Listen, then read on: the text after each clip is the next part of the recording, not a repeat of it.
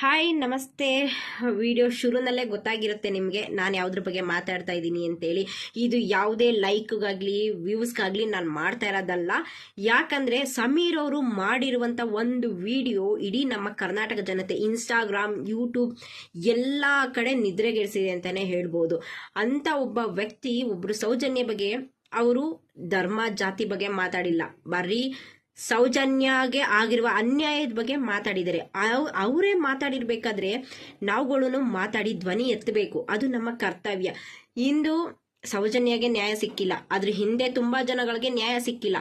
ನಾಳೆ ನಾವಾಗ್ಬೋದು, ಇನ್ನೊಬ್ರಾಗ್ಬೋದು, ನ್ಯಾಯ ಸಿಗೋದೇ ಇಲ್ಲ.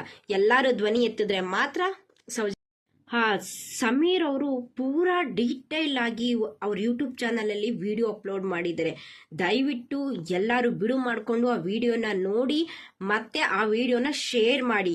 ಲೈಕ್ಗೆ ಕಮೆಂಟಿಗೆ ಈ ಥರ ಯಾವುದಕ್ಕೂ ನೀವು ತಲೆಗೆಡಿಸ್ಕೊಳ್ಳದೆ ಆ ವಿಡಿಯೋನ ಶೇರ್ ಮಾಡಿ.